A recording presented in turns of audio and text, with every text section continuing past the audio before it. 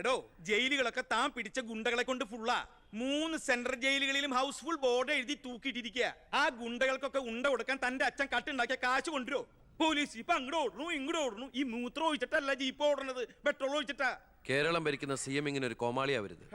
അതേടാ, ഞാൻ കോമാളിയാ, സർക്കസിലെ കോമാളി. നീയല്ലേ ഇപ്പൊ എന്റെ റിംഗ് മാസ്റ്റർ. നീ ഇങ്ങോട്ട് ചാടാൻ പറഞ്ഞാൽ ഇങ്ങോട്ട് ചാടും, അങ്ങോട്ട് ചാടാൻ പറഞ്ഞാൽ അങ്ങോട്ട് ചാടും. ഒരു ദിവസം എല്ലാം കൂടി എന്റെ കയ്യിൽ നിന്ന് പോട്ടോ. നിന്റെ ഭരണപരിഷ്കാരങ്ങൾ ഇവിടെ നടപ്പാക്കണമെങ്കിലേ ഫണ്ട് വേണം, ഫണ്ട്. നിനക്കറിയോ, ഖജനാവിൽ ഇന്നാള് ഞാൻ കൈയിട്ട് നോക്കിയപ്പോഴേ കാലി. MLA മാർക്കും മന്ത്രിമാർക്കും അടുത്ത മാസം ശമ്പളം കൊടുക്കണമെങ്കിലേ ADB-ന്നോ വേൾഡ് ബാങ്കിന്നോ ലോൺ എടുക്കണം. അതറിയോ? ഇതാണോ പ്രശ്നം? ഖജനാവ് നിറയ്ക്കാൻ വേണ്ടി ഒരു ബാങ്കിൽ നിന്ന് ലോൺ എടുക്കണ്ട. നമ്മുടെ ഈ സംസ്ഥാനത്ത് തന്നെ ഒന്ന് ശ്രമിച്ചാൽ മതി. എന്നാ നീ പോയി ശ്രമിക്കേ. സാറിന്റെ ഈ പെർമിഷൻ മാത്രം മതി സാർ. Thank you sir. ദേ പോണു എന്ത് മാരണാവോ ഉണ്ടാക്കി കൊണ്ടുവരാൻ പോണേ. ഈ കസേര പോകുന്ന തോന്നണേ.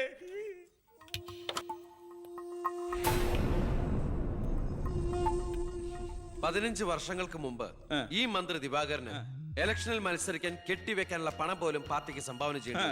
പക്ഷെ ഇന്ന് അയാൾക്ക് കൊട്ടാര സദൃശമായ ബംഗ്ലാവുകളും മെട്രോ നഗരങ്ങളിലെ ഷോപ്പിംഗ് കോംപ്ലക്സുകളും അടക്കം കോടികളുടെ ആസ്തിയുണ്ട്.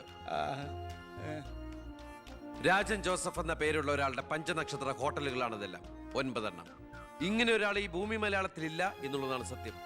ബിനാമി പേരിലും മറ്റ് അഡ്രസ്സുകളിലും നമ്മുടെ എക്സ് മിനിസ്റ്ററും മുൻ പാർട്ടി പ്രസിഡന്റും ഒക്കെ ആയിരുന്ന ഗോപാലകൃഷ്ണ പിള്ളയുടെ ഹോട്ടലുകളാണിതെല്ലാം.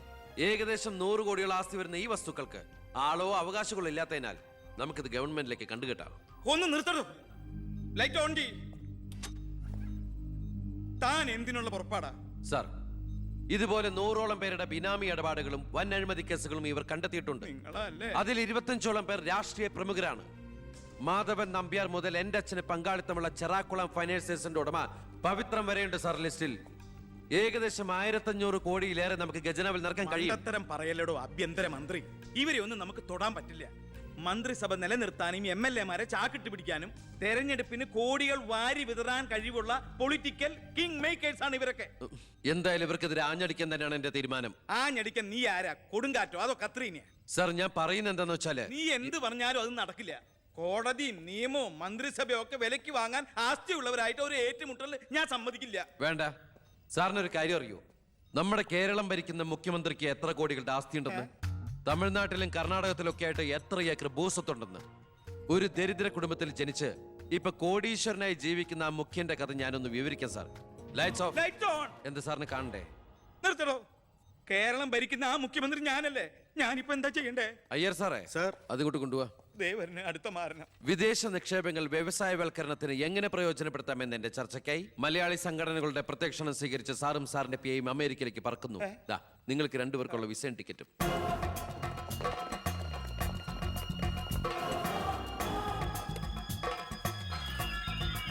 ദിവാര സാറിന് കൂടുതലായിട്ട് എന്തെങ്കിലും പറയാനുണ്ടോ? എല്ലാം നോട്ട് ചെയ്തോളൂ. കിഴപ്പള്ളി സാർ ഒന്ന് സൈൻ ചെയ്യണം. Pratap, take it sir.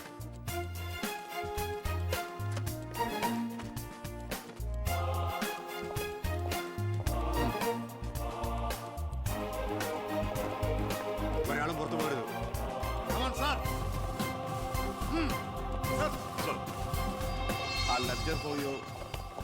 Mister Pavithran, we want search your office. എന്താ? ഇതാ search warrant. Take a lock. ആ ലോക്കറിന്റെ കീ എടുക്ക്. ലോക്കർ തുറക്ക്.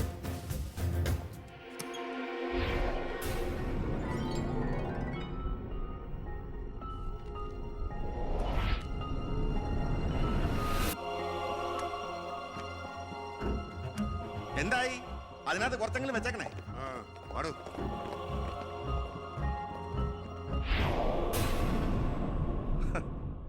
ഞാൻ ഒരു കാര്യം പറഞ്ഞേക്കാം, എന്തൊക്കെയായാലും ആഭ്യന്തരം രാജിവെക്കണം. 5 or 6 കോടി എഴുതിട്ടാണ് പ്രതിപക്ഷത്തുള്ള ഏതെങ്കിലും ഒരു ഘടകകക്ഷിയെ KDF-ൽ ചേർത്ത് എണ്ണം തയ്ക്കണം. എന്നിട്ട് അവനെ പുകച്ച് പുറത്ത് ചാടി ചോടിക്കണം. അതിന് കാശ് എവിടോ? മർമ്മം നോക്കിയല്ലേ അവൻ കുത്തിയിരിക്കുന്നത്. വിഷം മേടിക്കാൻ പോലും കാശില്ലാത്ത അവസ്ഥയാ. എല്ലാം തൂത്തുവാരി ഖജനാവ് നിറച്ചിരിക്കല്ലേ അവൻ.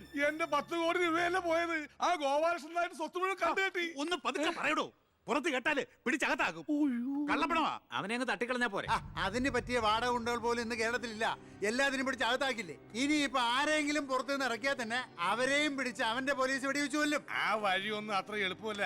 അവന് അവന്റെ ചിഹ്നത്തിന്റെ സ്വഭാവ സിംഹത്തിന്റെ. കാട്ടിൽ ആനയുണ്ട്, പുലിയുണ്ട്, കഴുതുണ്ട്. പക്ഷെ ആരാ കാട്ടിലെ സിംഹം? സിംഹം. അവൻ ആനയുടെ മഷിഷ്കം വരെ കേറിടിക്കും. ഓ അതൊന്നും നെറ്റിന്ന് മലയാളത്തിൽ പറഞ്ഞാൽ പോരോ. അയ്യ, അതൊക്കെ വിദ്യാഭ്യാസം ഇല്ലാത്ത ആൾക്കാർ പറഞ്ഞതാണ്. വിദ്യാഭ്യാസമുള്ളവർ പറയും മഷിഷ്കം. അമേരിക്കയിലേക്ക് ലൈൻ പോണു. സിഎമ്മിന്റെ മൊബൈൽ റിംഗ് ചെയ്യുന്നുണ്ട്. Hello hello hello. കട്ടായി. എന്റെ മൊബൈലിൽ നിന്ന് വിളിക്കാം. ഞാൻ ഇന്നലെ കൂടി വിളിച്ചല്ലേ ഉള്ളൂ. പൊറ്റക്കുഴിയാണ്. ഹലോ, നിങ്ങൾ ക്യൂബിലാണ്? ഇല്ല, സത്യമായിട്ടില്ല. നിങ്ങൾ ക്യൂബിലാണ്. ദയവായി ഒരാഴ്ച കഴിഞ്ഞ് വിളിക്കുക. ശരിയാ, ക്ഷമിക്കണം. കിട്ടിയോ? നമ്മൾ ക്യൂബിലാണ്, ഒരാഴ്ച കഴിഞ്ഞ് വിളിക്കാൻ. ചേടാ, നമ്മൾ ക്യൂവിലാന്ന് അമേരിക്കയിൽ എങ്ങനെയായിരുന്നു? ഏടോ, അമേരിക്ക വളരെ വലുതായി പോയില്ലേ? അവരെ മറ്റേ സുനാപ്പി വെച്ച് നോക്കിയാണ്. താരം നമ്മളെ തൈ ഇടും. അവൻ രാഷ്ട്രീയ ആചാര്യന്മാരെ പോലും കളി പഠിപ്പിക്കുകയല്ലേ. അവനെതിരായി KDFന്റെ എല്ലാ MLA മാരും തിരിഞ്ഞു കഴിഞ്ഞു.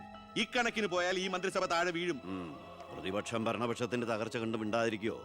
അവനെന്ന് പത്രക്കാരോട് പറഞ്ഞില്ലേ, അച്ഛൻ നിരപരാധിയാണെന്ന് കോടതിയിൽ തെളിഞ്ഞാൽ പാർട്ടി ആവശ്യപ്പെട്ടാൽ മന്ത്രിസ്ഥാനവും MLA സ്ഥാനവും രാജിവെച്ച് അച്ഛന് വീണ്ടും അവസരം നൽകുമെന്ന്.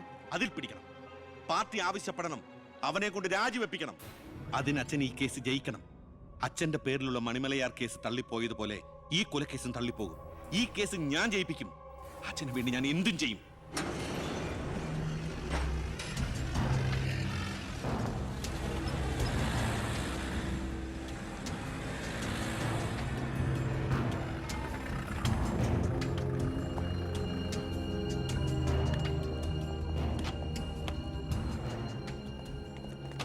സാർ, ഇന്ന് രാവിലെയാണ് സംഭവം നടന്നത്. രാഷ്ട്രീയ വാക്കുതർക്കം മൂത്ത് സഹതടവുകാരൻ വെട്ടൂർ ശിവനെ കുത്തിക്കൊല്ലുകയായിരുന്നു സാർ.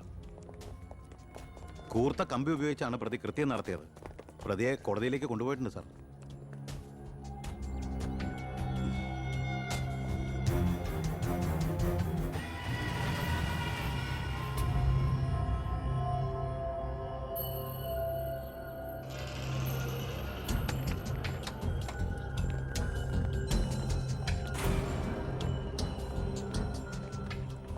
ഒന്നുകിൽ ദൈവം അച്ഛനെ കേസിൽ നിന്ന് രക്ഷിച്ചു, അല്ലെങ്കിൽ അച്ഛൻ സമർത്ഥമായി സ്വയം രക്ഷപ്പെട്ടു.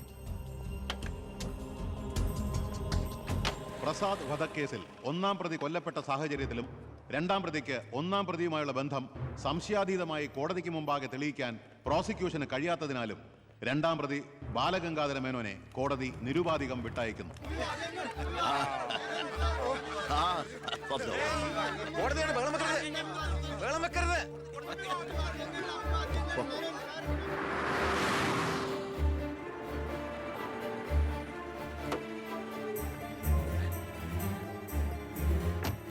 ലക്ഷ്മി, ലക്ഷ്മി, അറിഞ്ഞോ നീ?